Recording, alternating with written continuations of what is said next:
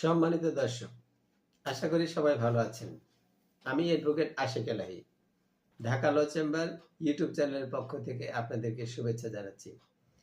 আজকে আমরা আইনের একটি প্রয়োজনীয় বিষয় নিয়ে কথা বলবো, জানার চেষ্টা করব। সেটি হচ্ছে যে আমাদের দেশে বিশেষ করে গ্রামেগঞ্জে বেশি হয়ে থাকে, শহরেও হয়ে থাকে, যে সীমানা খুঁটি বা সীমানার চিহ্ন সেটি অনেক সময় দেখা যায় উদ্দেশ্য প্রণোদিতভাবে বা কখনো দুষ্কৃতকারীরা সেটি সরিয়ে ফেলে, নাড়িয়ে ফেলে বা ক্ষতি সাধন করে।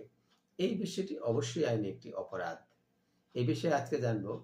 এই সীমানা খুঁটি বিষয়ে আমাদের সর্বশেষ যে আইনটি হয়েছে আমাদের দেশে, ভূমি অপরাধ প্রতিকার ও প্রতিরোধ আইন, ভূমি অপরাধ প্রতিরোধ ও প্রতিকার আইন 2023, এই বিষয়ে সুস্পষ্ট বিধান রাখা হয়েছে।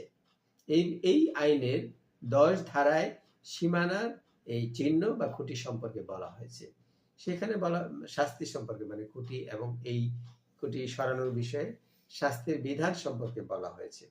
এই আইনে বলা হয়েছে যে যদি কোনো ব্যক্তি বা ব্যক্তি বর্গ কোনো সীমানার খুঁটি বা কোনো দেয়াল বা কোনো গাছ বা কোনো চিহ্ন, কোনো বাঁশ যদি সীমানার চিহ্ন হিসাবে ব্যবহার করা হয় এবং সেটি যদি কেউ ক্ষতি করে, নষ্ট করে, উঠিয়ে ফেলে বা ফেলে দেয় এবং সেটি যদি প্রমাণ করা যায়, কোনো ব্যক্তি বা ব্যক্তিবর্গ যদি এই কাজটি করে, এই অপরাধটি করে, ভূমি আইন অনুসারে, যে আমাদের দেশে যে সর্বশেষ যে ভূমি অপরাধ প্রতিরোধ ও প্রতিকার আইন 2023 সাল, এই আইনে এই বিষয়ে শাস্তির বিধানের কথা বলা হয়েছে।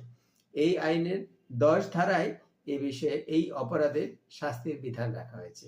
সেখানে বলা হয়েছে যে যদি কোনো ব্যক্তি কোনো সীমানার কোনো খুঁটি বা চিহ্ন বা কোনো কিছু নষ্ট করে বা ক্ষতি করে, তাহলে তার জন্য শাস্তি হচ্ছে 2 বছর কারাদণ্ড এবং অর্থদণ্ড থাকবে।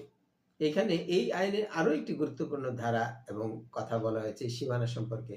এই আইনের 16 ধারায় বলা হয়েছে যে এই অপরাধের সঙ্গে যিনি বা যারা জড়িত থাকবেন তারাও সমপরিমাণ শাস্তির সম্মুখীন হবেন।